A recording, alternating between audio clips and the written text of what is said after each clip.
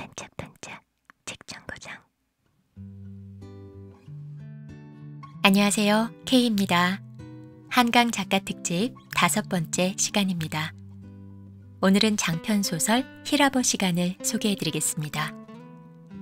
노벨상위원회에서 수상자 발표 이후에 추천작으로 3권을 뽑았는데요. 히라버 시간이 그 중에 한 권이었습니다. 넘버 3에 이 작품이 포함되어 있던 건데요. 그런데 이 책은 나머지 2 작품인 채식주의자나 소년이 온다 보다는 덜 알려진 것 같아요. 아무래도 내용이 현학적이고 다소 철학적이다 보니까 접근성이 좀 떨어진 게 아닐까 싶습니다. 제가 한강 작가 특집을 준비하면서 이번에 4권의 책을 연달아 읽고 리뷰 영상을 올렸었잖아요. 그리고 이 책이 지금 5번째 책인 건데 저는 이 책이 가장 힘들었어요. 워낙 어렵고 난해하다는 평을 많이 듣고 각오하고 읽어서 그런지 막상 처음 읽었을 때는 생각보다 어렵게 느껴지지 않았어요. 종종 철학적인 표현이나 설명이 나와서 부분 약간 애매한 감이 없진 않았지만 그래도 생각보다는 쉽게 읽혔습니다. 그런데 대본을 쓰려고 하니까 써지질 않는 거예요. 뭘 어떻게 풀어나가야 할지가 막막하더라고요. 그래서 소설을 2번째로 처음부터 끝까지 다시 정독을 했습니다. 그러면서 좀 특이한 경험을 했어요. 처음에 읽을 때는 이게 이런 식으로 전개되는 거네? 이건 이런 의미겠네? 하면서 건조한 태도로 읽었었다면 2번째로 읽을 때는 의도치 않게 이성보다 감정이 먼저 동요를 하더라고요. 똑같은 책을 읽었던 건데 2번째에는 마음이 너무 아픈 거예요. 물이 가득 들어있는 물풍선처럼 마음이 먹먹해지면서 누가 그냥 살짝 건드리기만 해도 울음이 터질 것 같은 그런 기분이 들더라고요. 어떤 심파적인 표현이나 자극적인 내용도 없었는데 말이에요. 뭔가 저 깊숙이 내재되어 있는 인간의 근원적인 고독을 건드리는 것 같다고 해야 할까요? 말이 좀 거창하게 들리지만 정말 그랬어요. 처음 읽었을 때와 느낌이 완전히 달랐습니다. 그리고 내용을 다 알고 나서 다시 읽어보니까 작가가 작품 속에 중간중간 숨겨놓은 모티프들이 보이더라고요. 작별하지 않는다 책에서는 눈이나 새, 검은 나무, 봉합된 상처와 같은 그런 사물들이 모티프로 사용이 됐었잖아요. 그런 건 읽으면서 그래도 파악하기가 쉬운 편인데 히라버 시간 이 책은 사물이 아니라 주인공들의 생각, 말, 행동과 같은 무형의 것들을 모티프로 사용하고 있어요. 그래서 그게 쉽게 눈에 띄질 않아요. 그게 작가가 의도적으로 계산해서 여기저기 침투시켜 놓은 모티프라는 걸 알아채려면 전체 내용을 먼저 이해하고 있어야 합니다. 그런 면에서 이 작품은 2번째 읽을 때가 더 재밌는 책이라고 말할 수 있을 것 같습니다. 그럼 이제 본격적으로 작품 속으로 들어가 보겠습니다. 이 작품은요, 줄거리를 들려드리면서 중간중간 제가 질문을 좀 드릴 거예요. 질문의 답을 추리해 보시면서 내용을 따라오시면 좋을 것 같습니다. 이 책은 2011년에 출간됐습니다. 말을 잃어가는 여자와 시력을 잃어가는 남자가 주인공인데 특이한 건 작품 속에 주인공들의 이름이 나오지 않는다는 거예요. 이 소설에서 주인공 2사람은 처음부터 끝까지 오로지 여자, 그녀, 나, 남자, 그 라는 대명사로만 지칭됩니다. 총 22개의 장으로 이루어져 있는데 각각의 장이 남자의 시선, 여자의 시선 혹은 전지적 작가의 시선으로 계속 불규칙하게 교차되면서 이야기가 전개되는데요. 이름이 나오지 않기 때문에 집중을 잘 해야만 화자가 남자인지 여자인지를 놓치지 않고 따라갈 수 있습니다. 자, 여기에서 첫 번째 질문을 드리겠습니다. 작가는 왜 주인공들의 이름을 쓰지 않았을까요? 왜 굳이 대명사로만 표현해 놓은 걸까요? 작품 속 인물들끼리도 서로 이름을 말하지 않습니다. 작가는 그 장치를 통해 뭘 의도했던 걸까요?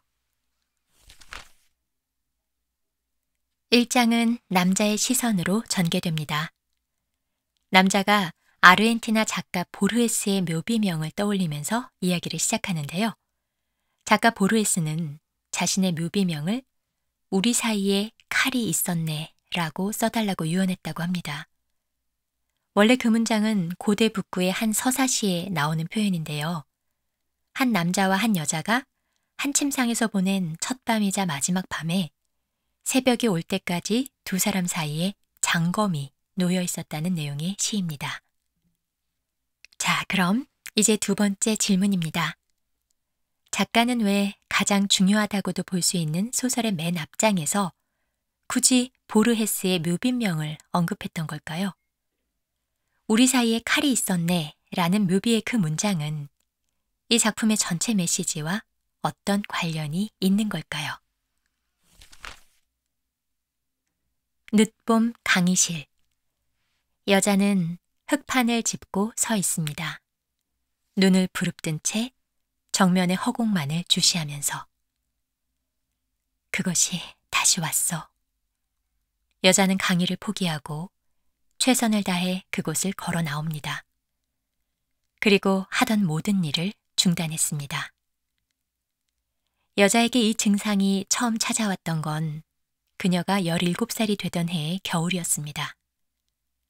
혀와 목에서 갑자기 언어가 사라졌습니다. 말을 할 수도, 심지어 글을 쓸 수도 없었습니다.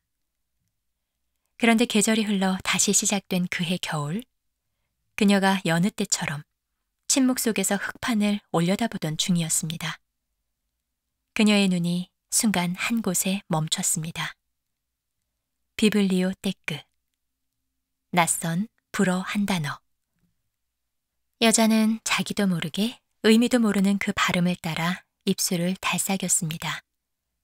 그리고 비로소 언어를 되찾았습니다. 지금 여자는 히라버 강의를 듣고 있습니다. 20여 년 만에 다시 찾아온 침묵. 그녀는 지금 모국어로는 말뿐만 아니라 쓰는 것도 할 수 없습니다. 그건 그녀에게 고통을 줍니다. 하지만 어쩌면 이 고대 히라버, 생소한 이 언어를 배우는 행위가 17살의 그날처럼 언어를 되찾아줄지도 모른다는 기대를 가져봅니다. 자, 이제 세 번째 질문입니다. 여자는 17살 때 언어를 잃었다가 새로운 불어 단어를 접하면서 다시 말을 할 수 있게 됐던 경험이 있습니다. 그래서 성인이 되어 말을 다시 잃게 된 지금도 그런 희망을 갖고 새로운 언어를 배워보려고 합니다. 그런데 여자가 선택한 언어는 요즘 사람들이 사용하지 않는 고대 히라버입니다. 죽은 언어인 거죠. 여자는 왜 고대 히라버를 선택한 걸까요? 프랑스어, 스페인어, 중국어, 일본어 배우면 써먹을 수 있는 실용적인 언어들이 무수히 많은데도 말이에요. 독일에서 히라버 철학을 전공한 남자는 지금 한국의 한 아카데미에서 히라버 강의를 하고 있습니다. 남자의 안경알은 매우 두껍습니다. 아버지 쪽 유전으로 시력을 잃어가고 있습니다. 나이 40이면 실명이 될 거란 판정을 받았으니까 이제 몇 년 남지 않았습니다. 그는 한국에서 15년, 독일에서 16년을 살았고 몇 년 전에 한국으로 돌아왔습니다. 그리고 고독한 이 모국 땅에서 깜깜한 어둠의 침묵을 기다리는 그 여정을 혼자 겪어내고 있습니다. 히라버 강의실. 남자는 여자를 바라봅니다. 히라버 수업을 진행한 지 반년이 다 되도록 여자가 말하는 걸 본 적이 없습니다. 어쩌면 그녀는 듣지도 말하지도 못하는 사람인지도 모르겠습니다. 남자의 첫사랑, 독일에서의 그 여인이 그러했던 것처럼. 남자는 첫사랑 여인과 노트로 대화를 나누곤 했습니다. 하루는 남자가 그 여인을 크게 화나게 만든 적이 있었습니다. 신은 존재하지 않는다고 생각하는 남자가 그의 생각을 히랍식 논증으로 증명하려고 들자 여자는 불같이 화를 내며 수첩에 이런 말을 휘갈겼습니다. 네가 그런 바보 같은 논증 따위에 매력을 느낀다면 너 자신이 성립 불가능한 오류가 되어버릴걸? 한때 친하게 지냈던 철학과 친구도 그에게 이런 비슷한 류의 말을 한 적이 있었습니다.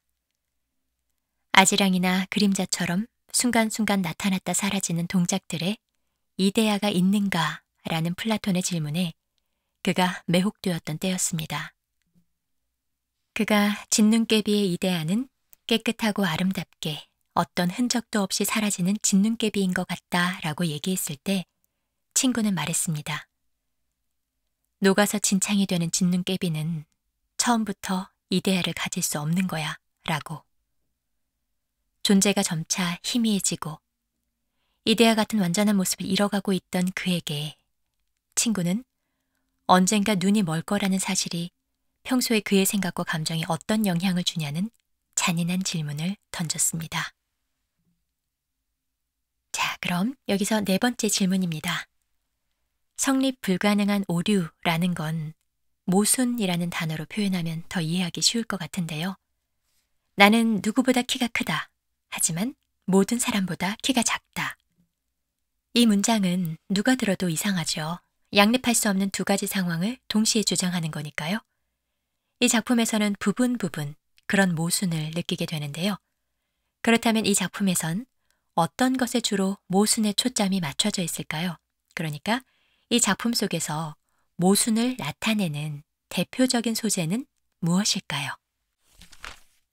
여자는 반년 전에 어머니를 여의었고 수년 전에 이혼했으며 말을 잃기 얼마 전에는 세 차례의 소송 끝에 9살 난 아들의 양육권을 뺏겼으며 지금은 그로 인해 불면증을 겪고 있습니다.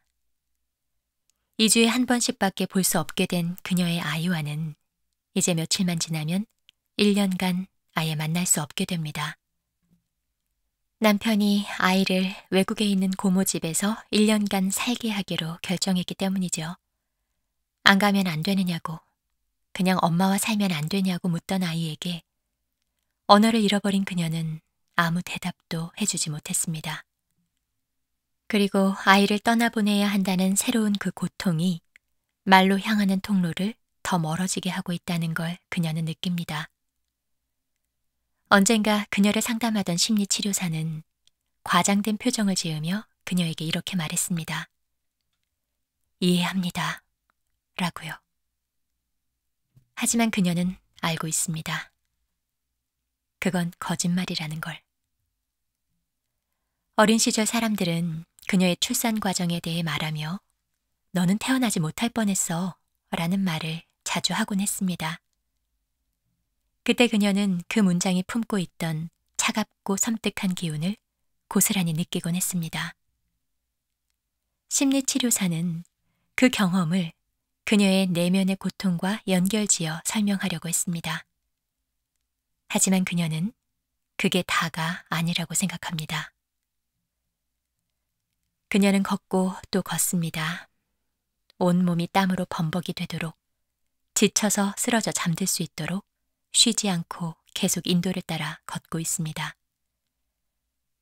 언젠가 그때도 이런 밤이 있었습니다.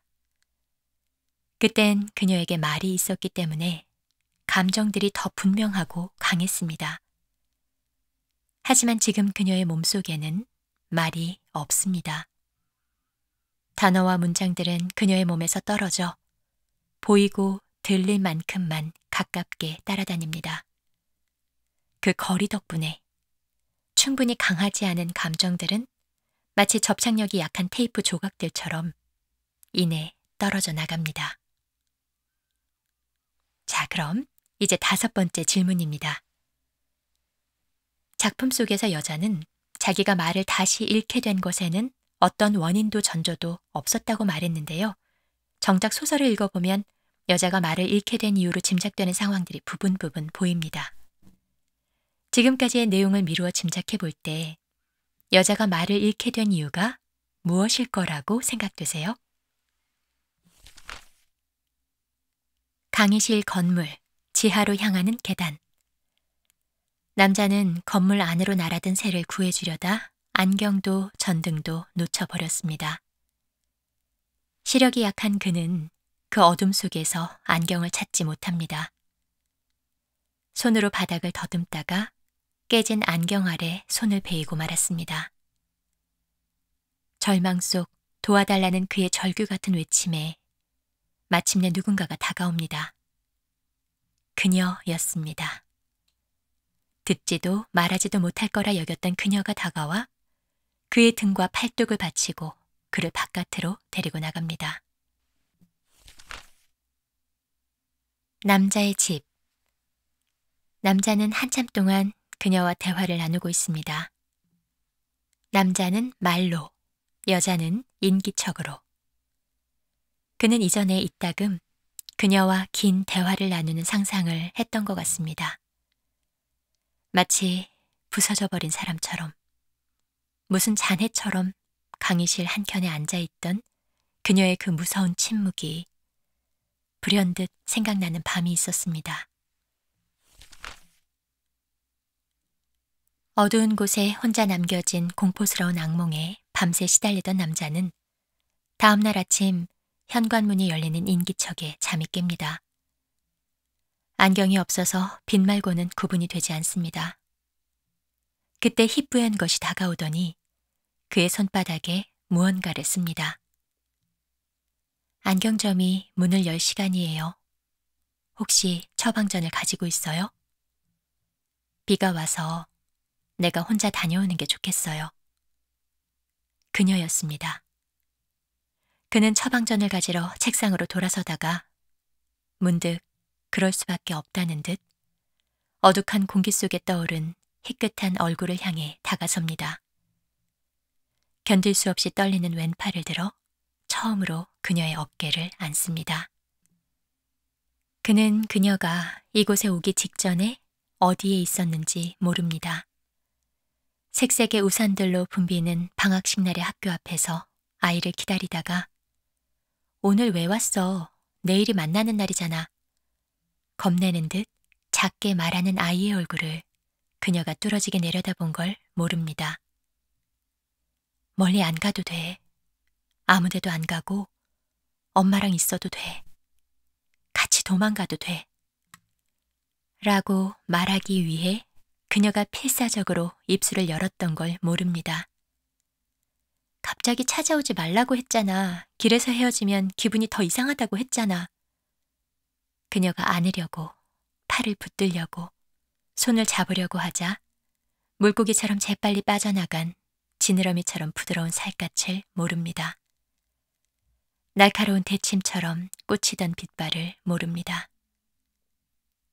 눈을 뜨지 않은 채 그가 그녀에게 입맞춥니다.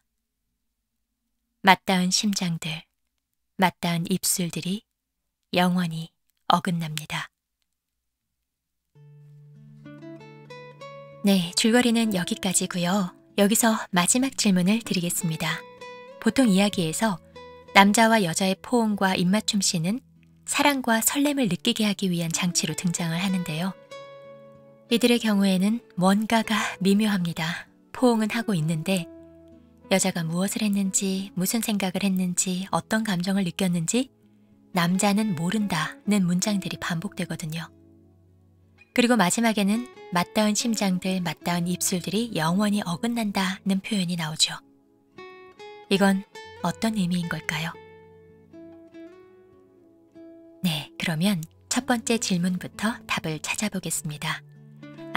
높아심에서 말씀드리는데요. 이 작품은 해설서가 따로 없습니다. 작가가 이건 이런 의미인 겁니다 라고 설명해 놓은 게 없다는 거죠. 문학 작품의 묘미는 정답지가 없기 때문에 다양하게 탐구하고 해석해 보면서 사고의 지평을 넓혀갈 수 있다는 데 있죠. 지금부터 질문의 답이라고 하면서 설명하는 부분들은 그저 제가 개인적으로 이해한 방식이며 정답은 아니라는 점을 염두에 두고 여러분들의 생각과 비교하면서 들어주시면 좋겠습니다. 네, 그럼 첫 번째 질문에 대한 답을 함께 찾아보겠습니다. 첫 번째 질문은 왜 작가가 등장인물을 대명사로만 지칭한 걸까 였는데요. 일반적으로 이름을 알게 되고 부르는 건 관계 형성의 시작점이 되잖아요. 그런 방향에서 보면 의도적으로 이름을 부르지 않는다는 건 관계 맺는 것에 대한 거부감을 보여주는 거라고 볼 수 있을 것 같습니다. 작품 속에서 여자는 말을 잃게 된 이후로 사람들과 소통을 하지 않았어요. 남자가 여자에게 하는 인사도 무시했고 강사로서 학생에게 하는 질문에도 여자는 대답하지 않았습니다. 자기가 말을 잃게 된 것에 대해 사람들에게 설명이라도 해주면 오해를 받진 않을 거 아니에요? 하지만 여자는 아들을 제외한 그 누구에게도 대화를 시도하지 않았습니다. 남자가 지하 계단에서 도와달라고 외치기 전까지는. 이제 두 번째 질문입니다. 이 책의 맨 앞장에서 남자는 보르헤스의 묘비명을 언급했는데요. 우리 사이에 칼이 있었네. 이 문장이 이 작품의 중심 메시지와 어떤 관련이 있는 걸까요? 가 두 번째 질문이었습니다.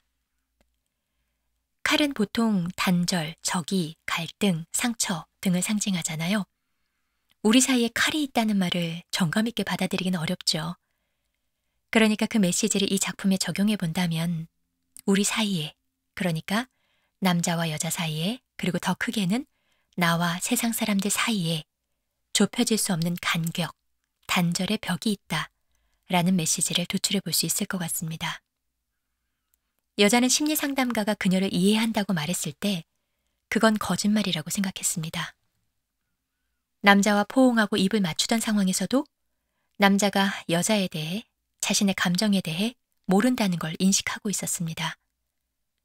인간이 인간을 온전한 의미로 이해한다는 건 불가능해 라는 메시지가 이 작품 전체에 깊게 깔려 있어요. 그런 면에서 굉장히 외롭고 고독한 정적을 느끼게 하는 소설이었습니다. 그리고 따로 보르헤스 작가에 대해 더 검색을 해봤는데요. 보르헤스 작가도 소설에서 남자가 한국과 독일에서 살았던 것처럼 이중 언어 환경에서 성장했고 유전병으로 시력을 잃었다고 합니다. 이건 깨알 상식으로 덧붙입니다. 세 번째 질문은 왜 여자는 굳이 고대 히라버를 선택했을까? 였는데요.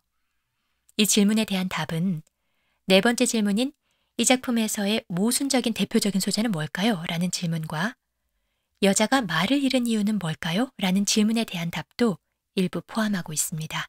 한꺼번에 설명을 해나가도록 하겠습니다. 이 답을 추리해 보려면 여자의 어린 시절 배경을 알아야 해요. 여자는 언어에 관한 특출난 감각을 갖고 있었습니다. 4살에 언어를 깨쳤고 무려 6살에 자음과 모음이 결합 방식에 따라서 미묘하게 발음이 바뀐다는 사실을 깨달았어요. 그런데 가족들이 그처럼 언어에 아주 예민한 감각을 갖고 있던 그녀에게 그녀의 출산 배경에 대해 말하면서 생각 없이 종종 너는 태어나지 못할 뻔했어 라는 말을 하곤 했어요. 여자는 당시에 어렸지만 그 문장에 깃든 차가운 섬뜩함을 분명히 느낄 수 있었다고 말합니다. 그리고 어느 날부터인가 언어가 자기 자신을 공격한다고 느끼기 시작해요. 언어와 관련된 악몽에 시달리면서 언어를 미워하게 되고 자기 입에서 나오는 말들도 소설 속 표현을 빌리자면 거미가 뿜어내는 하얀 거미줄 같아서 혐오스럽다고 느낍니다. 17의 여자가 말을 잃었던 건 그래서였을 거예요. 나는 언어를 사랑했지만 언어는 나에게 상처를 준다. 언어는 나를 공격한다. 이제 나는 언어가 혐오스럽다. 이런 감정들이 여자의 무의식 속에 자리 잡고 있었던 게 아닐까 싶습니다. 그런데 새로운 불어를 접하면서 여자가 다시 말을 하게 됐죠. 그때 불어라는 언어는 여자에게 있어서 누군가에게 상처를 입히는 인간관계에서 서로 영향을 주고받는 그런 존재로서의 언어가 아니었어요. 어렸을 때 여자가 언어 자체에서 느꼈던 그 매력을 다시 느끼게 해주는 그저 순수한 학문으로서의 언어였습니다. 고대 히라버를 선택한 것도 그런 맥락으로 이해해 볼 수가 있습니다. 고대 히라버는 죽은 언어죠. 더는 의사소통을 위한 실용어가 아니에요. 그저 학문으로 남아있는, 아무에게도 상처 주지 않는, 아무에게도 영향을 끼치지 않는 화석 같은 언어입니다. 그래서 여자가 그 언어에는 위화감을 느끼지 않는 거죠. 만약에 아카데미에 개설된 언어 수업이 고대 형성 문자나 고대 산스크리트어였다면 주저없이 그걸 배웠을 거라고 여자가 생각하는 장면도 나옵니다. 이게 세 번째 질문에 대한 답이었고요. 이번엔 뭐가 이 소설에서 가장 모순적인 소재인가를 찾아볼 차례인데요. 뭘 것 같으세요? 바로 언어입니다. 작품 속에서 여자는 언어를 성립 불가능한 오류라고 여기고 있는 것 같습니다. 언어라는 건 본래 인간이 자기 자신을 이해시키고 상대방을 이해하기 위해 만든 수단인 거잖아요. 그런데 만약 언어가 그 역할을 못한다면, 아니, 애초에 언어가 그런 역할을 한다는 전제 자체가 잘못된 거라면 언어는 그 자체가 모순이 돼버리잖아요. 제가 철학은 잘 모르지만 이 작품에 자주 등장하는 히랍식 논증을 빌려 흉내내 보자면 언어에 대한 소설 속의 여자의 생각을 이런 논증으로 표현해 볼 수 있을 것 같아요. 언어는 인간이 서로 소통하기 위한 수단이다. 인간은 애초에 서로 소통할 수 없는 존재다. 고로 언어는 성립 불가능하다. 라고요. 여기에서 5번째 질문이었던 여자가 말을 잃은 이유에 대한 답도 찾아볼 수 있습니다. 여자는 아마도 오랫동안 언어를 통해 사람들과 소통하려 했었을 겁니다. 그런데 아무리 시도해도 온전히 소통되지 못한다는 걸 느꼈을 거예요. 남편과 이혼한 것도 그래서였을 수 있습니다. 언어라는 수단으로 아무리 다가가려 해도 다가갈 수 없는 인간 사이의 간격, 아무리 가까운 부부 사이라도 서로 온전히 가까워지지는 않는 감정의 거리, 감정적 합의를 원하는 욕구가 강해질수록 그 기능을 해내지 못하는 언어라는 수단이 역설적으로 더 역겹게 느껴졌을 수 있습니다. 여자는 자기가 말을 다시 잃게 된 데에는 어떤 전조도 없었다고 말하지만 그 말을 하면서 바로 이어서 반년 전에 엄마를 여의었고 수년 전에 남편과 이혼했고 3차례의 소송 끝에 아이 양육권을 잃었다고 말했고요. 아들이 외국의 고모집으로 가게 된다는 말을 듣고는 그로 인한 고통이 말로 향하는, 그러니까 언어를 되찾는 그 통로를 더 멀어지게 하고 있는 걸 느꼈다고 말했습니다. 그러니까 여자가 말을 잃은 건 사람들과, 특히 남편과 감정적인 합일을 이루지 못하는 데서 느꼈던 지독한 외로움에 더해서 그 고통의 반동으로 소통의 수단으로서의 자기 역할을 제대로 해내지 못하는 언어를 증오하게 된 것에 있다고 보여집니다. 그리고 감정이라는 건 언어로 정의될 때 더 구체적이어지고 확연해지잖아요. 여자는 그걸 알고 있습니다. 전에는 똑같은 상황에서도 더 고통스러웠는데 지금은 자기 몸속에 말이 없기 때문에 감정이 접착력 약한 테이프처럼 자기 자신에게 달라붙었다가도 이내 형체 없이 떨어져 나가는 거라고 생각하거든요. 그런 면에서 여자가 말을 잃어버린 건 일종의 방어 기제라고도 볼 수 있을 것 같습니다. 다음은 6번째 마지막 질문이었습니다. 남자와 여자가 포옹을 하고 입을 맞춥니다. 하지만 그 장면에서 여자가 무엇을 했는지, 여자가 무슨 생각을 하는지 남자는 모른다는 표현이 반복해서 나옵니다. 그리고 그 장면의 끝에는 맞닿은 심장들, 맞닿은 입술들이 영원히 어긋난다는 표현이 나오죠. 이게 무슨 의미일까 질문을 드렸었는데요. 지금까지 설명했던 내용들을 종합해보면 이 질문에 대한 답이 될 것 같아요. 인간은 본래 서로 온전히 소통할 수 없는 존재다. 언어가 있지만 그건 피상적인 수단일 뿐이다. 남녀가 가까워지고 서로 몸을 맞댄다 하더라도 서로의 생각과 감정을 온전히 알 수는 없다. 라는 거요. 이 작품은 굉장히 고독한 정서를 갖고 있어요. 하지만 그래도 그나마 희망을 갖게 되는 부분은 그처럼 관계 맺는 걸 거부했던 여자가 구해달라는 남자의 외침에 응했고 모국어는 말은 물론이거니와 쓰지도 못했던 여자가 남자의 손바닥에 글씨로 의사를 전달하는 장면이 나왔다는 거예요. 여기에서 또 이 작품 전체에 모순이 생기죠. 작품 내내 인간은 서로 소통할 수 없는 존재야 라는 메시지로 이야기를 펼쳐나가다가 끝에 가서 갑자기 다시 관계를 맺기 위한 움직임을 보이거든요. 이 작품이 22개의 장으로 이루어져 있다는 말씀은 드렸었죠. 그런데 독특한 건 순서가 1장부터 21장까지 나오고 마지막에 0장이 나오는 거예요. 왜 이런 식으로 구성한 걸까요? 영장의 의미는 뭘까요? 그리고 영장의 내용은 어떤 메시지를 전달하고자 하는 걸까요? 이 리뷰를 마무리하면서 제가 영장의 내용을 읽어드릴 건데요. 마지막 질문들에 대한 답은 직접 추리해 보시기 바랍니다. 아까도 말씀드렸지만 정답은 없어요. 그럴듯한 답을 이리저리 생각해 보면서 사유의 즐거움을 경험해 보시길 바랍니다.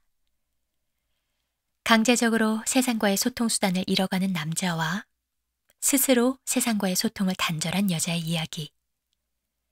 사랑이라고 말하기에는 애매한 연민이 깃든 남녀 간의 이야기. 히라버 시간 리뷰는 여기에서 이만 마무리 짓도록 하겠습니다.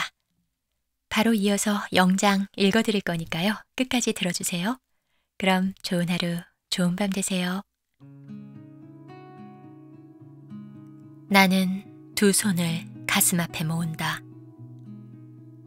혀끝으로 아랫입술을 축인다. 가슴 앞에 모은 두 손이 조용히 빠르게 뒤치럭거린다. 두 눈꺼풀이 떨린다. 곤충들이 세차게 맛비비는 겹날개처럼 금세 다시 말라버린 입술을 연다. 끈질기게, 더 깊게 숨을 들이마셨다 내쉰다. 마침내 첫 음절을 발음하는 순간 힘주어 눈을 감았다 뜬다. 눈을 뜨면 모든 것이 사라져 있을 것을 각오하듯이.